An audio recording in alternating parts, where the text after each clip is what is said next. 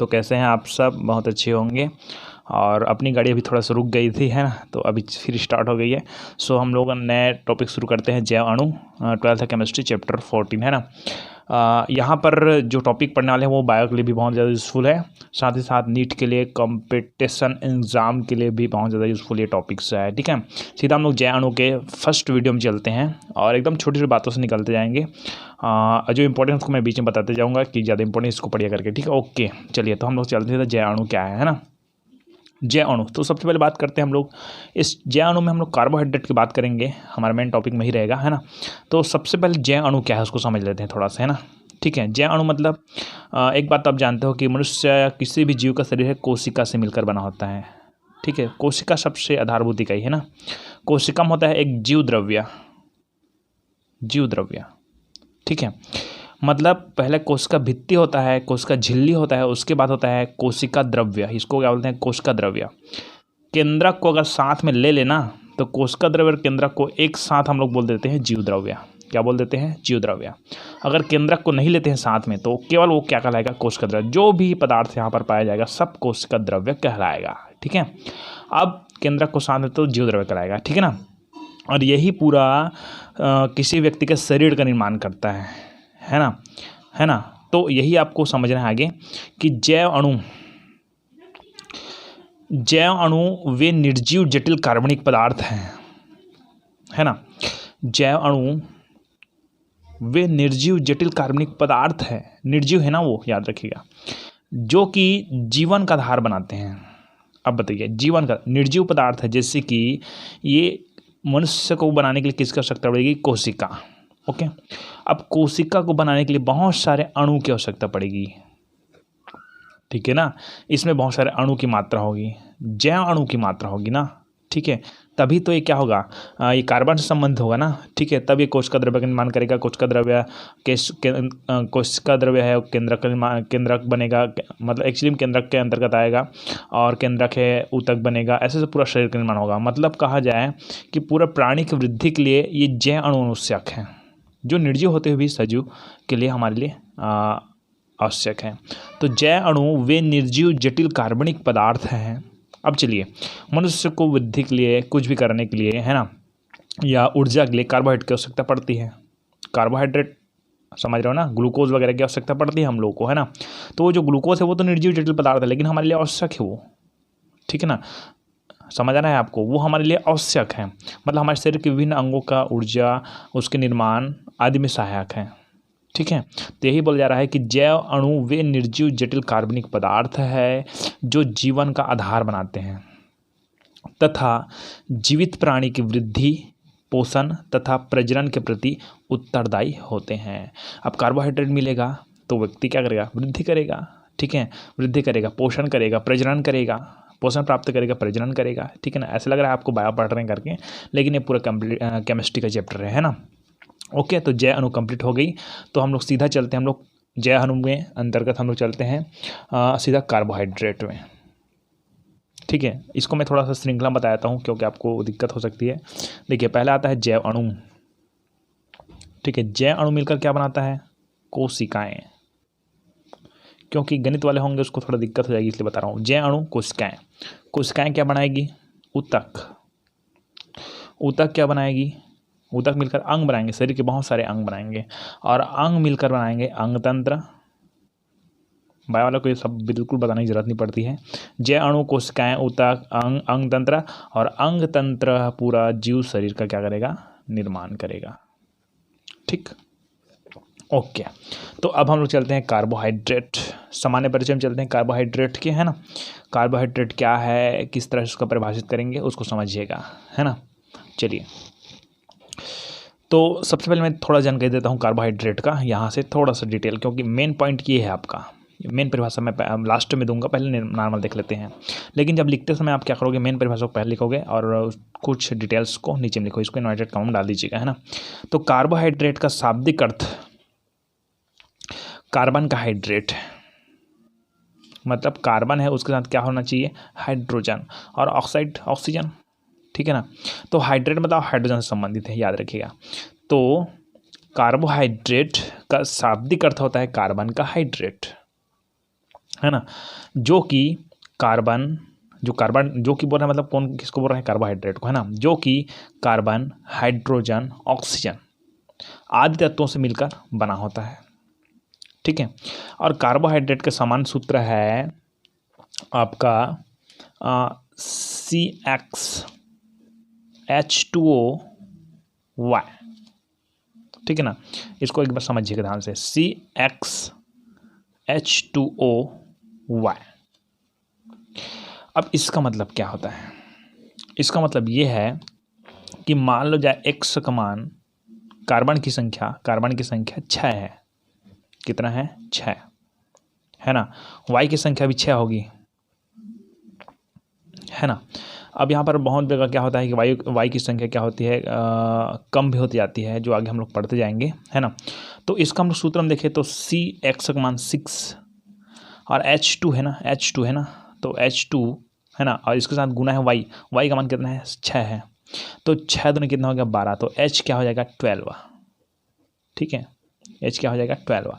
और O6, तो Y का मान 6 है, तो O6। ठीक है, तो C6H12O6, ये मैंने माना है ना, इससे अचानक आपको समझाने के लिए। ठीक है ना, अब हर बार ऐसा नहीं होगा कि 6 ही आएगा, 3 में होता है, अलग अलग सिचुएशन में होती है, सुक्रोज, ग्लूकोज, फ्रक्टोज वगैरह वगैरह में। ठीक है ना, तो इस तरह से आप समझना, ये सूत्र को समझाने के लिए मैंने बताया आपको, है ना। चलिए, अब इसको हम लोग कार्बन का हाइड्रेट। अब यहाँ पर इस उदाहरण को पहले दिया गया, मैं इसको बताने का तात्पर्य ये है कि आपको थोड़ा समझना है कि कार्बोहाइड्रेट वो शाब्दिक अर्थ है कार्बन का हाइड्रेट बोलते हैं। मतलब क्या होता है कि कार्बन के साथ हाइड्रोजन जुड़ा हुआ गया है, ठीक, उसी को हम लोग क्या बोलेंगे? कार्बोहाइड्रेट बोलेंगे। लेकिन आपको एक चीज़ बताना चाहते हैं, CH3COOH, ये क्या है? CH3COOH क्या है? ये एसिड है ना, अम्ल है ना। और मैंने अभी बोला कि यहाँ पर कार्बन, हाइड्रोजन, ऑक्सीजन होना चाहिए, किसके लिए? कार्बोहाइड्रेट के लिए, है ना। तो ये C एक हो गया, H एक हो गया, और कहाँ है? ऑक्सीजन हो गया। इसमें ऑक्सीजन भी है, इसमें कार्बन भी है, हाइड्रोजन भी है। तो इसको हम लोग क्या कार्बोहाइड्रेट मान लें? नहीं ना। ठीक है, इसीलिए एक नया परिभाषा दिया गया है ना, कि कार्बोहाइड्रेट क्या है ना। ध्यान समझिए, तो वह कार्बनिक यौगिक जो ध्रुवन घूर्णक, ये ध्रुवन घूर्णक क्या है? ये आप प्रकाशिक संयोजकता आप पढ़े होंगे, लेकिन प्रकाशिक संयोजकता वाली बात अलग है। आप ध्रुवन घूर्णक का मतलब क्या होता है कि मान लो जाए ये यौगिक है ना, ठीक है, ये क्या है? यौगिक। यहाँ कार्बन की एक श्रृंखला है, और उसके यहाँ पर कोई जुड़ा हुआ है, OH जुड़ा हुआ है, हाइड्रोजन जुड़ा हुआ है ना, कोई भी और जुड़ा हुआ है यहाँ पर देखिए। अब कुछ ऐसे कंपाउंड होते हैं जो कि दक्षिणावर्त घूमते हैं, कुछ ऐसे कंपाउंड होते हैं जो कि वामावर्त घूमते हैं, है ना। जो प्रकाशिक संयोजकता आप लोग पढ़े होंगे, अच्छी तरह से याद आएगा आपको। मतलब ये जो यौगिक है ना, ठीक है, वो एक समतल ध्रुवित प्रकाश होता है। समतल ध्रुवित प्रकाश, ये आप हेलोएल्केन्स में भी पढ़े होंगे, 9वां अध्याय में बताया मैंने, 10वां अध्याय में बताया कि ध्रुवन घूर्णक क्या है ना। तो मैं आपको नॉर्मल एक यहाँ पर पूरा हर चीज़ का डिटेल तो नहीं कर पाएंगे, लेकिन ध्रुवन घूर्णक क्या है ये आपको अच्छी तरह से कंप्लीट हो जाएगा, थोड़ा सा देखिएगा तो, कि वह यौगिक जो कि समतल ध्रुवित प्रकाश को, समतल ध्रुवित प्रकाश ना, एक तरीका बताता हूँ जी थोड़ा से, ये देखिए, ये इसको आप मान लीजिए समतल ध्रुवित प्रकाश, ठीक है ना। वो समतल ध्रुवित प्रकाश को कोई यौगिक है इस तरफ मोड़ता है कई बार, ठीक है, तो कई बार इस तरफ मोड़ता है। मान लो जाए मैं यहाँ पर बना दिया OH, यहाँ पर रख देता हूँ मैं दर्पण, इसका प्रतिबिंब बनाऊंगा तो क्या बनेगा? पहले H बनेगा, उसके बाद क्या बनेगा? OH बनेगा ना। तो देखो ये वाला है OH इस तरफ है, H इस तरफ है, इसमें देखो H इस तरफ है, OH इस तरफ है, मतलब ये एक तरफ दूसरे तरफ घूम रहा है, तो ये दूसरे तरफ घूम रहा है ना। मतलब वे यौगिक जो कि समतल ध्रुवित प्रकाश को, ये जो बीच का समतल ध्रुवित प्रकाश कभी इधर घुमाता है, कभी इधर घुमाता है, ठीक है ना। कभी दक्षिणावर्त घुमा देता है, तो कभी वामावर्त घुमा देता है, याद रखिएगा। दक्षिण ध्रुवन घूर्णक होता है या तो वामावर्त ध्रुवन घूर्णक होता है। ओके, मतलब ऐसे यौगिक ना, ये ऐसे कंपाउंड, ये ऐसे यौगिक जो कि समतल ध्रुवित प्रकाश है ना, समतल ध्रुवित प्रकाश है, उसको घूर्णित कर देता है, उसको हम लोग ध्रुवन घूर्णक यौगिक कहते हैं, याद रखिएगा, ध्रुवन घूर्णक यौगिक, ठीक है। तो जो हमारा जो ग्लूकोज है, यहाँ अगर हम लोग कार्बोहाइड्रेट पढ़ेंगे, आगे हम लोग पढ़ेंगे मोनोसेकेराइड में, तो उसमें जो ग्लूकोज है वो ध्रुवन घूर्णक प्रदर्शित करता है, दक्षिण ध्रुवन घूर्णक प्रदर्शित करता है, ठीक है। मतलब कोई है वहाँ समतल प्रकाश को दक्षिण की ओर घुमाता है, तो कोई वामावर्तक घुमाता है। ये दक्षिणावर्तक वामावर्तक का जो पॉइंट है ना, वो आपको हेलो एलिमेंट्स के पार्ट में मिलेगा आपको, है ना, कि रियलिटी क्या है, ये सब क्या है ना। तो अभी इतना भी समझिए कि ध्रुवन घूर्णक वो है जो कि ध्रुवन घूर्णक यौगिक वो है जो कि समतल ध्रुव जो प्रकाश होता है ना, उस समतल ध्रुव प्रकाश को दक्षिणावर्तक या वामावर्तक घुमाने का कार्य करता है, ठीक है।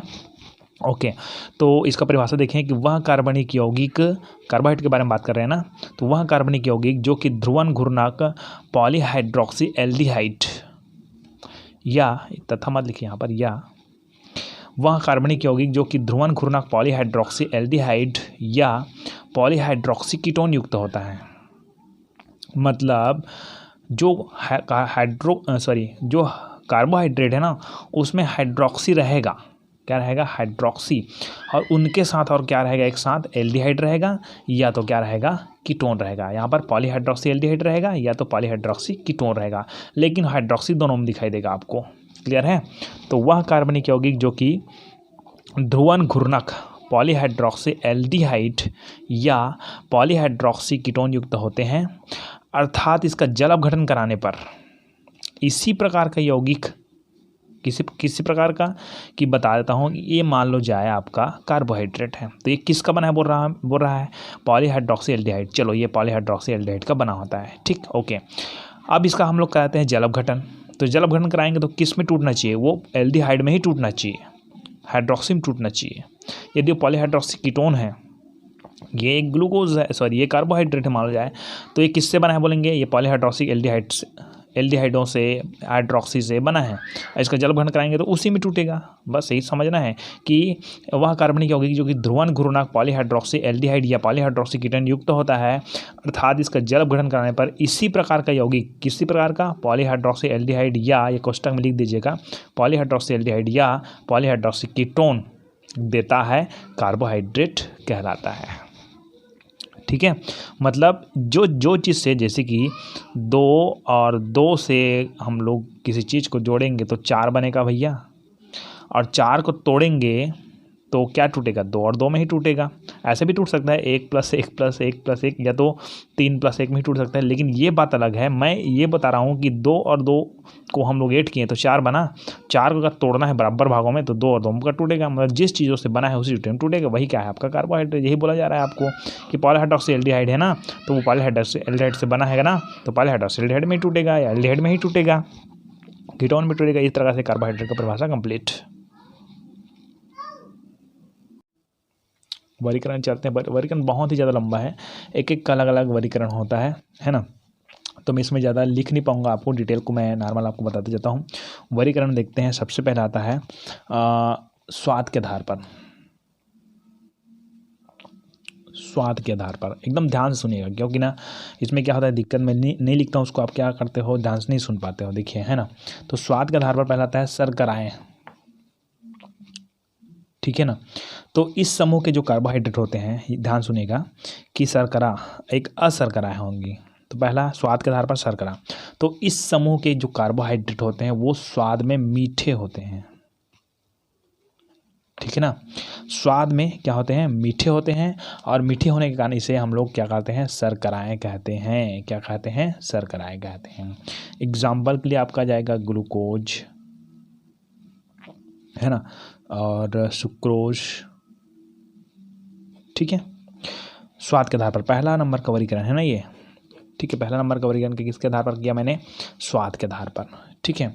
दूसरा पहला आ गया आपका शर्कराएँ, दूसरा जाते हैं इसका, पहला का पहला हो गया, पहला का भी दूसरा हो गया, अशर्कराएँ मतलब, है ना। तो ये क्या होते हैं, इस समूह के जो कार्बोहाइड्रेट होते हैं वह स्वाद में मीठे नहीं होते हैं, ऐसा लिख सकते हैं, या तो क्या लिख सकते हैं, ये या इस समूह के अंतर्गत आने वाले जो कार्बोहाइड्रेट होते हैं वो स्वादहीन होते हैं। क्या होते हैं, स्वादहीन होते हैं, ठीक है ना। अच्छा एक चीज़ और बताना क्लियर कर लेते हैं कि इसमें जो ये जो कार्बोहाइड्रेट होते हैं वो क्या होते हैं, विलेय होते हैं जल में, है ना, और ये वाला अशर्कराएं क्या होते हैं, अविलेय होते हैं। ठीक है, उदाहरण के लिए क्या करते हैं हम लोग, स्टार्च के बारे में बात करते हैं, स्टार्च। और किसके बारे में बात करते हैं हम लोग, सेल्यूलोज। सेल्यूलोज कोश का भित्ति में पाई जाती है। तो इस तरह से ये सब अशर्कराएं हैं। ठीक है, इस तरह से अशर्कराएं हैं ना। अब बात करते हैं थोड़ा दूसरा वर्गीकरण की। मैं वर्गीकरण के बारे में बता रहा हूँ अभी ना। पहला स्वाद के आधार पर वर्गीकरण किया किसका, कार्बोहाइड्रेट का। अब दूसरा वर्गीकरण हम लोग करते हैं जल अपघटन में कार्बोहाइड्रेट के व्यवहार के आधार पर। जब जल अपघटन कराया जाता है ना कार्बोहाइड्रेट का, तो किस किस में विघटित होता है। मैंने आपको बताया था कि पॉलीहाइड्रोक्सी एल्डिहाइड पॉलीहाइड्रोक्सी कीटोन युक्त होता है। तो जब हम उसका जल अपघटन कराएंगे तो उसी में विघटित होगा वो। ठीक है ना। तो इसके आधार पर अलग अलग भागों में बांटा गया है, जिसको हम लोग आगे और अच्छी तरह से एक एक डिटेल पढ़ेंगे। अभी मैं नॉर्मल बता रहा हूँ, है ना। तो जल अपघटन में कार्बोहाइड्रेट के व्यवहार के आधार पर मुख्य रूप से 3 भागों में बांटा गया है। पहला आता है मोनोसेकेराइड, मोनोसेकेराइड। दूसरा आता है आपका ओलिगोसेकेराइड। तीसरा आता है पॉलीसेकेराइड, है ना। याद हो गया, मोनोसेकेराइड, ओलिगोसेकेराइड और पॉलीसेकेराइड, है ना। इसका मैं प्रत्येक सेकेराइड का अलग अलग डिटेल्स होंगे, है ना। ठीक है, तो अभी मैं इसको बताऊंगा तो भी आपको समझ नहीं आ पाएगा, है ना। इसके लिए हम लोग आगे एक एक पॉइंट को अलग अलग, मोनोसेकेराइड का एक वीडियो बनेगा, ओलिगोसेकेराइड का एक वीडियो बनेगा और पॉलीसेकेराइड, ऐसे अलग अलग वीडियो बनते जाएगा। अभी केवल वर्गीकरण जानिए कि इसको 3 भागों में बांटा गया है। ठीक है, तीसरा हम लेते हैं अपचायक गुणों के आधार पर। अपचायक गुण प्रदर्शित करते उसके आधार पर। ठीक है, तो पहला आता है आपका अपचायी शर्करा। ठीक है, अपचायी मतलब अपचयित होती है इसको, अपचायी शर्करा। और दूसरा आता है आपका अनपचायी, अनपचायी शर्करा, अनपचायी शर्करा। ठीक है ना। तो इसको मैं थोड़ा डिटेल कर देता हूँ, ध्यान सुनिएगा कि वे कार्बोहाइड्रेट, अपचायी में देखिएगा ना, है ना, वे कार्बोहाइड्रेट जो फेहलिंग विलयन को, फेहलिंग विलयन के बारे में बहुत सुने होंगे 11वीं में आप, है ना। ठीक है, तो वे कार्बोहाइड्रेट जो फेहलिंग विलयन, ठीक है, और एक होता है टालिन अभिकर्मक होता है। टालिन अभिकर्मक भी बहुत बार सुने होंगे। ठीक है ना, टालिन। तो वे कार्बोहाइड्रेट जो कि फेहलिन विलयन और टालिन अभिकर्मक को अपचयित करते हैं उसे अपचायी शर्करा कहते हैं। ठीक है ना, ओके। और अनपचायी उल्टा कर दीजिए। ठीक है ना, तो ये शर्कराएं, वे शर्कराएं जो कि फेहलिन विलयन तथा टालिन अभिकर्मक को अपचायित नहीं करते हैं, ठीक है ना, अनअपचायी शर्करा कहलाते हैं। इसका उदाहरण क्या है, इसका उदाहरण है समस्त अपचायी में क्या आता है आपका, सभी मोनोसेकेराइड। ठीक है ना, ये रहा मोनोसेकेराइड, पॉलीसेकेराइड, है ना। तो इसमें से ये मोनोसेकेराइड है वो किसके अंदर आता है, अपचायी के शर्करा के अंदर आता है। उसके बाद आता है अनअपचायी शर्करा। तो अनअपचायी शर्करा में आपका जाता है सुक्रोज, कौन जाता है, सुक्रोज, है ना। तो ये आपका मोनो नहीं है ना। ठीक है, मोनो में कौन आता है आपका, मोनोसेकेराइड में कौन आता है आपका, जो ग्लूकोज है, फ्रक्टोज है, गैलेक्टोज है, राइबोज, ये सब मोनो में आता है। ठीक है, ये जो सुक्रोज नहीं आता है। ठीक है, क्योंकि ये पॉली में चले जाता है, बहुत सारा है ना। मतलब कहा जाए मोनोसेकेराइड में कार्बनिक संख्या कम होती है, याद रखिएगा। तो इस तरह से ये हो गया वर्गीकरण कार्बोहाइड्रेट का। ठीक है, अब हम लोग सीधा चलते हैं जल अपघटन में कार्बोहाइड्रेट के व्यवहार के आधार पर सीधा मोनोसेकेराइड में। ठीक है, चलिए तो मोनोसेकेराइड में चलते हैं सीधा, और नो ड्रामा, सीधा हम लोग पॉइंट में चलते हैं। ये इंपॉर्टेंट टॉपिक हो सकते हैं मोनोसेकेराइड क्या है करके, है ना। तो यहाँ पर देखिए मोनोसेकेराइड का सामान्य सूत्र C एक कोष्टक के अंदर है ना, H2ON होता है। इसका मतलब क्या है, इसका मतलब ये है कि अपने पास इसको ऐसे करेंगे, कोष्टक के अंदर CH2O ऐसे करेंगे। अब यहाँ पर एन लगाएंगे, एन मतलब जो संख्या होगी उसको दर्शाएंगे, क्योंकि एन की संख्या ऐसे करेंगे सीधी बात, CXH2O ऐसे चलता था। इसका आप लोग शुरू में बताया था आपको कि यहाँ पर एक्स की संख्या 6 है, वाई की संख्या 6 है, तो अधिकतर क्या होता है कि जो कार्बन है उसको अंदर ले गया है ये CH2O और ये N, क्योंकि वाई और एक्स की संख्या लगभग कई जगह समान दिखाई देते हैं, है ना। कई जगह थोड़ा कम ज़्यादा होता रहता है, लेकिन जैसे कि C6H12O6 है, यहाँ पर देखो ना, है ना, बराबर दिख रहा है ना आपको। ये वाला देखते हैं तो कैसे होता है, C3H6 और C3H6O3, ठीक है। तो यहाँ पर कार्बन और ऑक्सीजन की संख्या क्या है, बराबर दिख रहा है ना आपको। लेकिन कुछ ऐसे जगह दिखने को मिलेंगे आपको जहाँ पर आपको कार्बन ऑक्सीजन की संख्या बराबर नहीं है, जैसे कि आपके पास सुक्रोज में देखना C12H22 और O11 ऐसा होता है, ठीक है। तो इस तरह से हम लोग ये सूत्र समझ सकते हैं कि CH2ON ना। तो मोनोसेक्राइड का सामान्य सूत्र, ये कोष्टक है ना, ये CH2ON होता है, जहाँ N बराबर 3 या इससे अधिक होता है। N बराबर 3 मतलब इससे अधिक हो सकता है, मतलब क्या होता है कि कार्बन यहाँ पर N का मान 3 हो सकता है, जैसे कि मैंने बताया 3 लगाऊंगा तो क्या हो जाएगा, 3 यहाँ पर होगा, C3 हो जाएगा, और H2 लिखा हुआ मतलब 3 दूनी 6 हो जाएगा, तो H6 हो जाएगा, O3 हो जाएगा, तो C3H6O3 हो जाएगा। अगर N की जगह मैं कितना लिखता हूँ, 6 लिखता हूँ तो क्या C6 हो जाएगा, H12 हो जाएगा, O6 हो जाएगा, बस ऐसे होते जाता है, ठीक है। और ये कम क्यों होता है वो हम लोग आगे पढ़ते जाएंगे, है ना। ये ऑक्सीजन की संख्या कम क्यों होते हैं आगे पढ़ते जाएंगे, है ना। तो मोनोसेक्राइड का सामान्य सूत्र कोष्टक है यहाँ CH2ON होता है, जहाँ N बराबर 3 या इससे अधिक हो सकता है। इसमें कार्बन श्रृंखलाएं अशाखित होती हैं, कार्बन श्रृंखलाएं अशाखित होती हैं। देखिए भाई, ये कार्बन की एक ऐसा श्रृंखला मान जाए CH3 CH2 CH2 CH3, अच्छा इसको बढ़ाता हूँ, इसको CH2 कर देता हूँ मैं, CH3 इधर, क्योंकि लास्ट में CH3 होना जरूरी है, या तो आपको इतना तो कॉमन सेंस आपको है ना। तो ये हो गया, बढ़ गया, एक श्रृंखला हो गया। अब इनके साथ कोई अलग श्रृंखला इधर ऊपर या नीचे, ऊपर नीचे कोई श्रृंखला नहीं जुड़े, तो इसको हम लोग शाखित नहीं बोलेंगे, अशाखित बोलेंगे, समझ आया। मतलब कहा जाए कि 1 2 3 4 5 ऐसा कुछ कार्बन हैं, और 1 2 3 4 5 ऐसा श्रृंखला है ना, और इसके साथ और जुड़ा है मान ऐसे कार्बन, ठीक है ना, तो उसको हम लोग शाखित बोलेंगे। और यहाँ पर कार्बन श्रृंखला क्या होता है, अशाखित होता है बोला जा रहा है ना। तो कार्बन श्रृंखला अशाखित होती है, तथा एक कार्बन के अतिरिक्त सभी कार्बन में हाइड्रोक्सिल समूह संलग्न रहता है, ठीक है, एक कार्बन को छोड़कर, है ना, तथा शेष कार्बन में कार्बोनिल ऑक्सीजन रहता है, ऑक्सीजन रहता है, O2 रहता है, लिख दिया यहाँ पर मैंने, ऑक्सीजन रहता है, ओके चलेगा। अब क्या समझ रहे हो आप लोग कि कार्बन श्रृंखलाएं अशाखित होती है ना, और एक कार्बन के अतिरिक्त सभी कार्बन में हाइड्रोक्सिल समूह मतलब OH समूह संलग्न रहता है, तथा शेष कार्बन में कार्बोनिल ऑक्साइड। अब कार्बोनिल में कौन आता है भाई, देखिए ध्यान से, CO है ना, ये आपका आता है कार्बोनिल में। तो मैंने 2 प्रकार से बताया था आपको, एक तो एल्डिहाइड को बताया था, एक तो कीटोन को बताया था। एल्डिहाइड कौन है, CHO, और कीटोन कौन है, ये वाला है डबल बॉन्ड O। तो कीटोन में दोनों तरफ समूह रहता है। इसमें क्या होता है, एल्डिहाइड में क्या होता है कि C डबल बॉन्ड O एक तरफ रहता है हाइड्रोजन और दूसरी तरफ रहता है कोई समूह, ये एल्डिहाइड होता है।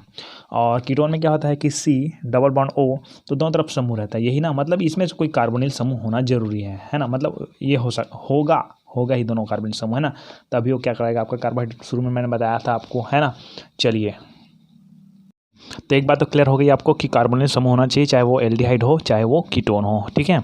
तो अब हम लोग मोनोसेक्राइड को बांटते हैं, ठीक है, 2 तरीके से बांटेंगे। एक पहला आधार है देखा आपका कि क्रियात्मक समूह के आधार पर, कि अगर उसमें एल्डिहाइड तो उसको क्या बोलेंगे, यदि उसमें कीटोन हो तो क्या बोलेंगे, एल्डिहाइड मतलब CHO, कीटोन अपना ये, ठीक है।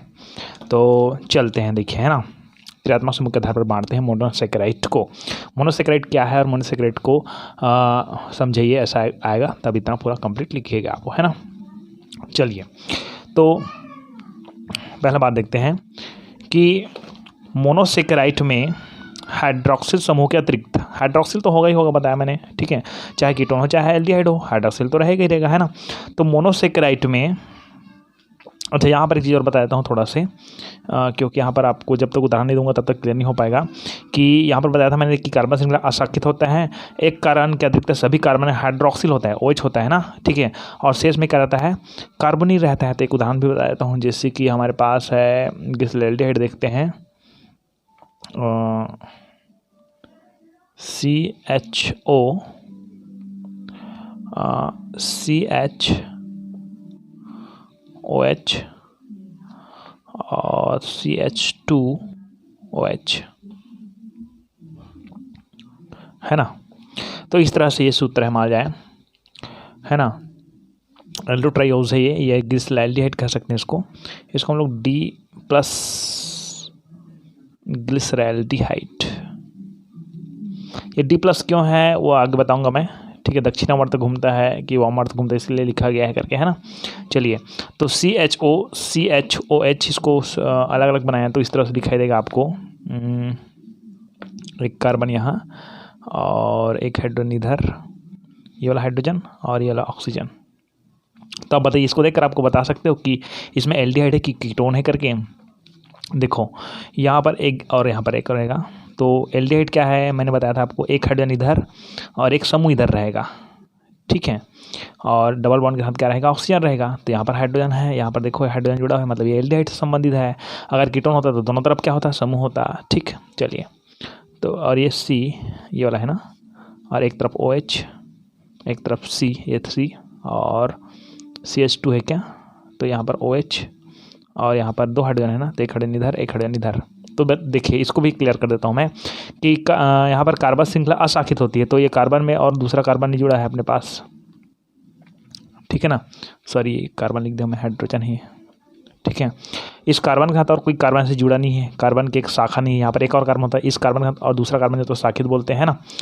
और है ना, इसके कार्बन श्रृंखला अशाखित होते हैं एक कार्बन के अतिरिक्त सभी कार्बन में हाइड्रोक्सिल समूह, एक कार्बन को छोड़कर। तो इस वाले कार्बन में अपना OH नहीं है, देखिए इसमें ऑक्सीजन जुड़ा हुआ है, हाइड्रोजन जुड़ा है, OH नहीं जुड़ा है। तो एक कार्बन के अतिरिक्त सभी कार्बन में हाइड्रोक्सिल समूह होता है। इस कार्बन को देखिए OH है इसके पास, इस कार्बन को देखिए इसके पास भी OH है, हाइड्रोक्सिल समूह होता है, तथा शेष कार्बन में कार्बोनिल ऑक्साइड रहता है। तो शेष कार्बन मतलब ये जो शेष कार्बन है ना, इसमें क्या है, कार्बोनिल है, CO दिख रहा है ना आपको, डबल बॉन्ड के साथ ऑक्सीजन, तो ये कार्बोनिल है, ठीक। तो मोनोसेकेराइड कंप्लीट है ना। चलिए, क्रियात्मक समूह के आधार पर पहले देखिए कि मोनोसेकेराइड में हाइड्रोक्सिल समूह के अतिरिक्त एल्डिहाइड या कीटोन क्रियात्मक समूह होता है, ठीक है ना। कि मोनोसेकेराइड में हाइड्रोक्सिल समूह के अतिरिक्त एल्डिहाइड या कीटोन क्रियात्मक समूह उपस्थित होता है। तो चलो अब हम लोग बात करते हैं थोड़ा से किसको क्या बोलते हैं, यदि एल्डिहाइड होगा तो क्या बोलते हैं, है ना। कि एल्डिहाइड CHO समूह युक्त मोनोसेकेराइड एल्डोज कहलाता है। मतलब यहाँ पर बनाया हूँ मैं ना, एल्डिहाइड है, CHO कौन है, एल्डिहाइड है, एल्डिहाइड संबंधित क्या कहलाएगा आपका, एल्डोज कहलाएगा, ठीक है ना। तथा कीटोन समूह युक्त मोनोसेकेराइड कीटोज कहलाएगा। अगर उसमें हम कीटोन रहता है इसमें, है ना, मान जाए कीटोन समूह, यहाँ पर एल्डिहाइड है, यहाँ पर कीटोन रहता तो क्या हो जाता, इसका नाम हो जाएगा कीटोज, ठीक है। तो हम लोग कह सकते हैं कि मोनोसेकेराइड है ना, ठीक है, वो जो मोनोसेकेराइड है वो 2 प्रकार के होते हैं। एक तो पहला होता है आपका एल्डोज, ठीक है, जिसमें एल्डिहाइड समूह हो, और दूसरा होता है आपका कीटोज, जिसमें कीटोन समूह होता है, ठीक है। तो यहाँ पर थोड़ा जानकारी और दे देता हूँ, है ना, कि जो CHO है एल्डिहाइड है, यहाँ पर याद देखें, एल्डिहाइड ऊपर में दिख रहा है ना आपको CH3। मैं 2 उदाहरण देता हूँ, चलो एक यहाँ पर एल्डोज का देता हूँ एक, है ना, CHO CHOH, इसमें एक साथ भी जोड़ सकते हैं, कोई दिक्कत नहीं, ठीक है, और CH2OH, है ना। ये अब बात करते हैं हमारे इसमें एल्डिहाइड है, मैं इसमें कीटोन जोड़कर देखता हूँ, CH2OH, OH मतलब कोहला आ जाएगा आपका, है ना, और इसके साथ C, 3 कार्बन नहीं देख रहे हैं ना हम लोग, हाँ, double bond O, single bond CH2OH। चलिए अब यहाँ देखिए, इसमें CH हो एक समूह है, ठीक है ना, और 2 समूह के साथ 2 कार्बन के साथ हाइड्रोक्साइड जुड़ा हुआ है, ये हाइड्रोजन ही इधर उधर रहता है ना, एक साथ बनाया जाता है। अब बात करते हैं इसमें CH2OH जुड़ा है, एक कार्बन से OH जुड़ा है, दूसरा कार्बन से भी OH जुड़ा है, लेकिन तीसरा कार्बन से OH नहीं जुड़ा हुआ है। अब यहाँ पर देखो, यहाँ पर C, single bond hydrogen, single bond इधर समूह है ना, इधर डबल बॉन्ड ऑक्सीजन, तो यह हो गया एल्डिहाइड, यह हो गया एल्डिहाइड, एल्डोज बोलेंगे इस उदाहरण को। और इसमें देखो C, यहाँ पर C दिख रहा है, डबल बॉन्ड O, और एक इधर ये समूह जुड़ा हुआ है और एक इधर जुड़ा हुआ है, ऐसे तो कीटोन हो गया ना। तो ये वाला जो उदाहरण दिया हुआ कीटोज का हो गया, ठीक है। अब थोड़ा बात करते हैं कि यहाँ पर कीटोज है बीच में है, देखो यहाँ पर ऊपर में नहीं है, और एल्डिहाइड है ऊपर में है, क्यों, यही को समझना है। यहाँ क्वेश्चन बन सकता है कि एल्डिहाइड है वो ऊपर की हो सकता है, लेकिन कीटोज है वो कहीं पर भी हो सकता है। देखिए एल्डिहाइड समूह ना एक संयोजी होता है, जो एल्डिहाइड समूह है ना एक संयोजी होने के कारण हमेशा कार्बन श्रृंखला के सिरे पर पाया जाता है। देखिए कार्बन श्रृंखला के सिरे पर पाया जाता है, ठीक है। जबकि जो कीटोज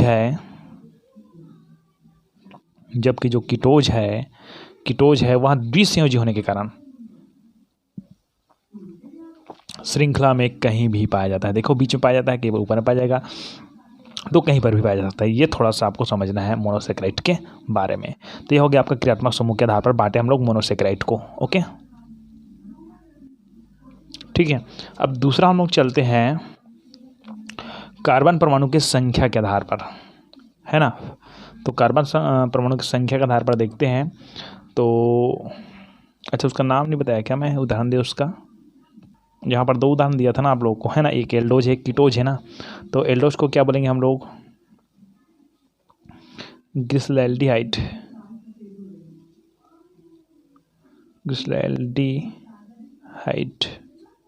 इसको हम लोग डी से प्रस्तुत करते हैं। ये आपको डी तथा एल अभिविन्यास क्या है आगे अभी से बताऊंगा मैं, जस्ट बाद, है ना। डी क्यों लगाते हैं, एल क्यों लगाते हैं, सबको, है ना, ग्लिसरैल्डिहाइड।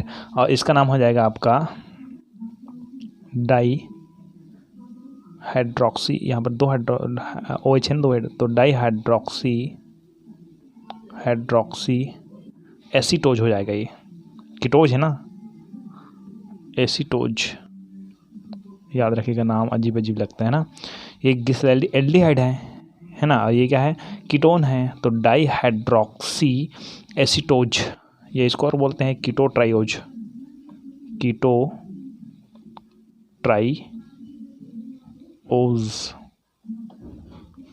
ट्राइओज ना, 1 2 3, ठीक है।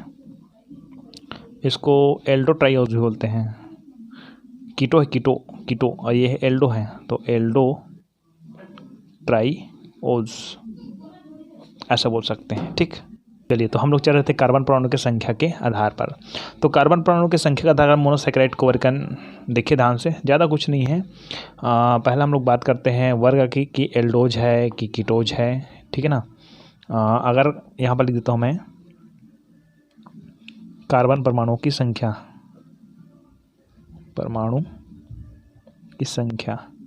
अभी यहाँ पर लिखे ना कार्बन परमाणु की संख्या आधार पर मोनोसेक्राइड को विभाजन, तो मान लीजिए कार्बन परमाणु की संख्या 3 है, मान लो जाए 4 है, मान लो जाए 5 है, ठीक है ना जी, उसी के आधार पर बांटेंगे। तो देखो उसका सूत्र तो आप जानते हो ना, CH2O CXH2Y, ये वाला सूत्र है ना, मतलब यही से बनेगा आपका, है ना। तो यहाँ पर 3 है, तो कार्बन की संख्या अगर 3 है, तो कार्बन की संख्या अगर 4 है, तो कार्बन की संख्या अगर 5 है, तो यहाँ पर 5 डाल देते हैं, मान जाए तो 5, यहाँ पर 5 डाल देते हैं, ठीक है। तो 5 दिन कितना हो जाएगा, ये हाइड्रोजन का H2O है, यहाँ पर स्पष्ट देखिएगा, थोड़ा सा दिक्कत जाएगी फिर, CXH2O, या ऐसे लिखते हैं डायरेक्टली, देखो CH2O पूरे कोष्टक N मतलब वो जो संख्या देखते हैं, तो मान जाए संख्या कितना है, 3 है ना, 3 यहाँ पर। तो इसको हम लोग कैसे बनाएंगे, वो थोड़ा ऊपर बता देता हूँ आपको। कार्बन की संख्या कितना, 3 3 H2 2 है ना, 2 है ना, और यहाँ पर ये 3 है, हम लोग 3 माने 3, तो 3 के गुना करें कार्बन से तो C3 हो गया, और H2 का गुना करेंगे 3 से तो 3 कितना हो जाएगा 6, तो H6 हो जाएगा, और ऑक्सीजन से गुना करेंगे तो फिर 3 हो जाएगा। ठीक, तो C3H6O3 आएगा। ठीक है, इसमें 4 में क्या आएगा, 4 दूने 8, यहाँ पर हाइड्रोजन 8 आ जाएगा, और ऑक्सीजन फिर कितना आएगा 4 आएगा, और ये आएगा आपका 10 H10O5। तो कार्बन परमाणु की संख्या यहाँ पर लिख दीजिएगा। ठीक है, और ये क्या है, इसका अणुसूत्र है, यहाँ पर ऊपर में अणुसूत्र लिखे, यहाँ पर ये नहीं बन रहा है, ये देखिए ये वाला अणुसूत्र है और ये वाला कार्बन परमाणु की संख्या है। और संरचनात्मक सूत्र तो मैं बता दूंगा, लेकिन थोड़ा सा दिक्कत हो सकती है, थोड़ा लंबा जाता है। तो मान लो जाए हम लोग एल्डोज वाला में जाएंगे, एल्डोज। ठीक है ना, यहाँ पर इसका क्या नाम है बताऊंगा आगे। कार्बन परमाणु की संख्या 3, 4, 5 है, तो उसी के आधार पर हम लोग मोनोसेक्राइड को बांट रहे हैं, है ना। कौन सा समूह में जाता है, एल्डोज में जाता है, किस में जाता है, और इसका वर्ग है क्या है, सब बताया जाएगा आपको। वर्ग लिख देते हैं यहाँ पर। तो इसका वर्ग देखिए 3 को क्या बोलते हैं हम लोग, ट्राई। ठीक है ना, क्या बोलते हैं, ट्राई। 4 को टेट्रा, 5 को पेंटा, है ना। तो 3 को ट्राई बोलेंगे तो ये ट्राईओज हो जाएगा, ये ट्राईओज, है ना। और अगर इसमें एल्डिहाइड है तो एल्डोज हो जाएगा ना। ठीक है, तो यहाँ पर हम क्या लिखेंगे, एल्डो ट्राईओज, अभी ट्राईओज हो जानी है। ठीक है ना, उसके बाद 4 में क्या बोलेंगे, 4 को हम लोग टेट्रा बोलेंगे ना, तो टेट्रोज, ये पेंटोज ऐसे ज़्यादा जाएगा आगे। ठीक है ना, हेक्सोज आगे करके पेंटोज। ठीक है, अब बात करते हैं हम लोग कि C3, इसका हम लोग संरचना सूत्र बनाते हैं ना। यहाँ पर एल्डोज पहले बना लिख दिया हूँ मैं, लेकिन आप अभी नहीं जानते, जब संरचना बनाएंगे तब जानोगे, है ना। तो ये हो जाएगा आपका CH2OH डॉट, मतलब एक संरचना है लंबी, है ना, CHOH डॉट CHO। तो CHO यहाँ पर जुड़ा हुआ है ना, मतलब इसका मतलब ये है कि यहाँ ये क्या है, एल्डिहाइड है, एल्डोज है ना। तो इसका क्या नाम हो जाएगा, एल्डो ट्राईओज।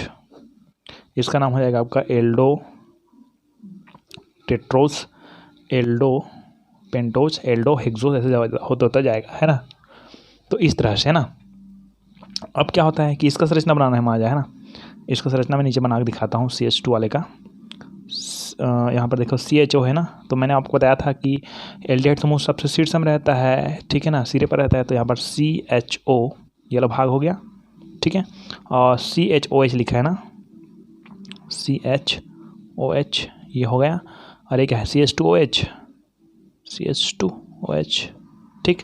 अगर हाइड्रोजन को यहाँ लिखना चाहते हो तो इसको हटाकर यहाँ से ऐसे एक हाइड्रोजन यहाँ लिख देना, 2 हाइड्रोजन है क्या इधर 2 हाइड्रोजन को यहाँ लिख सकते हो आप लोग, एक हाइड्रोजन इधर, एक हाइड्रोजन इधर। इस तरह से संरचना बन गया। इसको मैं नॉर्मल शॉर्टकट में बना रहा हूँ, ठीक है।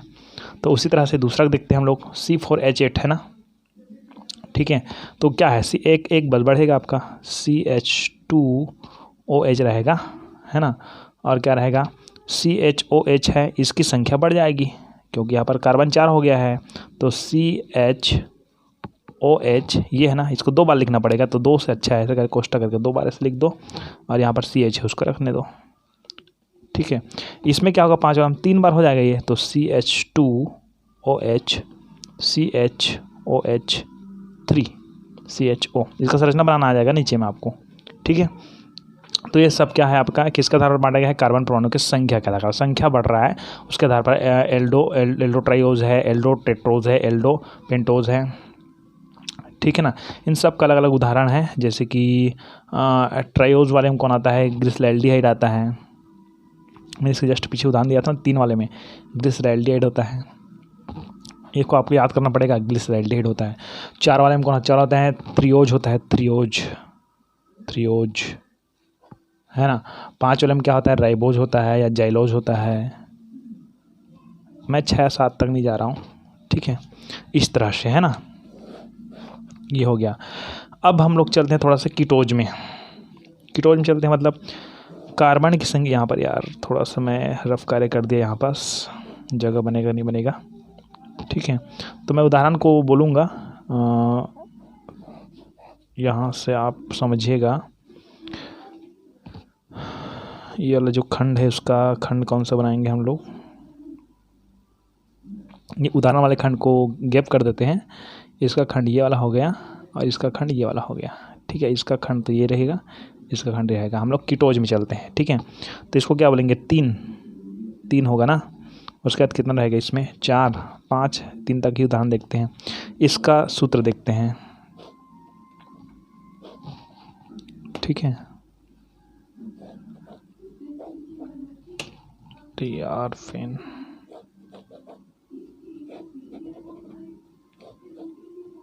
ठीक है। यहाँ से इसको हम क्या बोलेंगे, ट्राइओज बोलेंगे क्या, ट्राइओज। इसको क्या बोलेंगे, टेट्रोज। इसको क्या बोलेंगे, पेंटोज, ठीक। ये तो आपको क्लियर हो गया। अब बात करते हैं कि कार्बन 3 होना चाहिए, है ना। ऐसे करते हैं यार, इसी में लिख देते हैं ना, क्योंकि जगह तो नहीं बढ़ रहा है, क्योंकि वह सेम तो सेम रहेगा और कुछ भी नहीं बदलेगा। कैसे नहीं बदलेगा, देखो 3 वाला है ना, तो C3H6O3 है क्या, तो ये भी तो ऐसे रहेगा, C3H6O3। इसको देख लीजिए, मतलब इसको देख लीजिए, है ना। C4H8O6, C4H8O4, C5H10O5, C5H10O5। अब इसमें क्या फ़र्क है, दोनों का सूत्र सेम सेम लग रहा है क्या, सेम सेम लग रहा है, नहीं है। अब संरचना देखिएगा ध्यान से, यही फ़र्क है इसमें, है ना, कि इसमें एल्डिहाइड समूह था क्या, इसमें कीटोज हो जाएगा आपका, कीटोज। तो इसको देखिए, CH2, ये 3 वाले का ना, CH2OH, यहाँ तक तो क्लियर। अब यहाँ पर देखिए सेकंड नंबर में CHOH CHO, ये ना, लेकिन यहाँ पर आपको कीटोज में कार्बोनिल समूह कौन रहेगा, कीटोन रहेगा, तो CH2, है ना, उसके साथ जुड़ा रहेगा बीच में CO, कार्बोनिल, ठीक है, डॉट CH2OH। इसका संरचना एक बार बना के दिखा देता हूँ मैं लेफ्ट में। CH2OH ऐसा जुड़ा हुआ है, नीचे में कौन जुड़ा है, C जुड़ा हुआ है। डबल बॉन्ड के साथ कौन जुड़ा है, ऑक्सीजन। यहाँ पर CO है ना, CO या ऑक्सीजन। नीचे जाएंगे तो CH2 सिंगल बॉन्ड OH, ऐसा बना हुआ इसका संरचना, समझ आया। अब बात करते हैं थोड़ा से दूसरे में, 4 कार्बन वाले में। 4 कार्बन वाले में देखें तो CH2OH, है ना, और यहाँ पर आप कार्बोनिल समूह जोड़ दीजिए, है ना, CO और CHOH, है ना, और लास्ट में आ जाएगा CH2OH, ठीक है। तब इसमें देखो यहाँ पर कार्बोनिल है, यहाँ पर CHOH है। इसका संरचना कैसे बनेगा आपका, पहले CH2OH रहेगा पहला में, है ना, दूसरा में क्या रहेगा, CO रहेगा, तीसरा में क्या रहेगा, CHOH रहेगा, तो CH, ठीक है ना, और OH ये रहेगा, 2 नहीं रहेगा, और लास्ट में रहेगा क्या, CH2OH। इस तरह से बनता जाएगा। तो आगे आई होप आपको समझ आ गया होगा कि कैसे कैसे बनता जा रहा है, तो कार्बन परमाणु की संख्या के आधार पर, ठीक है ना। अब लास्ट एक टॉपिक में चलते हैं हम लोग, फिर हम लोग जब पढ़ेंगे प्रमुख मोनोसेक्राइड। कल हम लोग शुरू करेंगे ग्लूकोज की। ये लास्ट पॉइंट और बताता हूँ आपको कि D और L अभिविन्यास क्या है ना, ये बहुत ही इंपॉर्टेंट टॉपिक्स हैं, DML अभिविन्यास।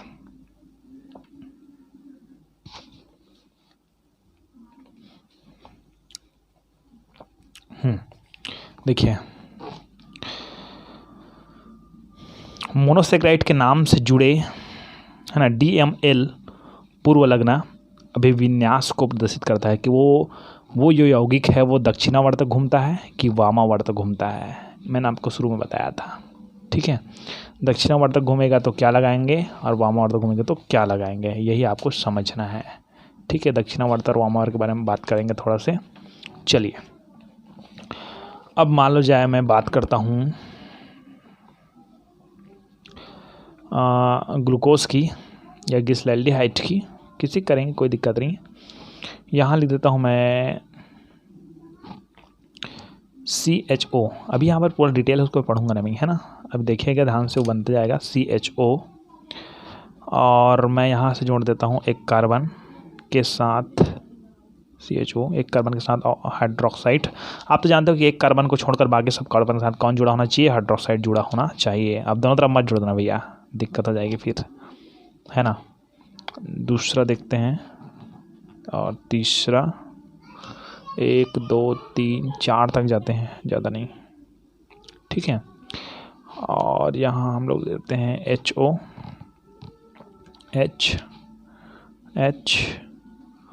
OH, ठीक है। आगे का बात हम लोग बाद में करेंगे एक कार्बन के साथ, और अभी कल समझते जाइए मैं क्या बोल रहा हूँ, है ना। यहाँ पर एक दर्पण है, ठीक है। यहाँ पर मैं इसका प्रतिबिंब बनाऊंगा, मान लो जाए क्या बनाऊंगा, प्रतिबिंब। तो देखो CHO तो ऐसे ही दिखेगा, लेकिन यहाँ पर OH है ना, OH सबसे पहले यहाँ छपेगा, ठीक है। और एक कार्बन और H इधर चला जाएगा। दूसरा हम देखेंगे, ये कार्बन तो नहीं पलटेगा ना, ये ऐसा के ऐसा रहेगा, ठीक है। 4 तक आगे एक और बढ़ेगा आगे। तो ये H इधर हो गया, OH इधर हो गया। इसमें क्या है, OH इस तरफ है क्या, अब यहाँ पर H हो जाएगा, ये हो जाएगा आपका OH, ठीक है। और इसमें क्या है, OH सामने आएगा और H उस तरफ जाएगा। क्या समझ आ रहा है ना। मैं यहाँ पर एक वस्तु है, उसका प्रतिबिंब बनाएंगे ऐसे। ये दर्पण है, यहाँ पर दर्पण है, दर्पण का इधर बनेगा प्रतिबिंब। तो प्रतिबिंब उल्टा बनता है, आप तो देखे होंगे, है ना। और हाँ चलो, इतना पहले समझ लेते हैं। अब थोड़ा सा बात करते हैं कि ये लास्ट वाला देखिए ध्यान से ना, एक हाइड्रोजन इधर और एक हाइड्रोक्साइड इधर, और यहाँ लिख देता हूँ मैं CH2OH, है ना। और यहाँ देखेंगे तो CH2OH तो रहेगा ही। अब यहाँ देखो तो ये आपका OH है ना, इधर HO रहेगा, ठीक है। इधर रहेगा H, इधर आ जाएगा, ठीक है। अब हम लोग कैसे समझेंगे, देखिए कि D कब लगाएं। इसका नाम क्या नाम है, इसका नाम आपका ग्लूकोज ही है ना। ये ग्लूकोज ही है ना, ग्लूकोज। और ये क्या है, ये इसका नाम ही ग्लूकोज है। अब बताओ, दोनों का नाम ग्लूकोज है, तो कौन क्या है इसको समझना है आपको, है ना। ये दोनों है मोनोसेकेराइड, है ना आपके पास, मान लो जाए। नहीं, मोनोसेकेराइड में नहीं बात है, हम लोग अभी बात कर रहे हैं थोड़ा से ग्लिसरॉल्डिहाइड में, मतलब ग्लूकोज को ही उसको उदाहरण है, लेकिन बात हम लोग अभी ग्लिसरॉल्डिहाइड में कर रहे हैं। देखिए ध्यान से, चलिए। तो मोनोसेकेराइड के नाम से जुड़े, ये दोनों है मोनोसेकेराइड, है ना, ठीक है।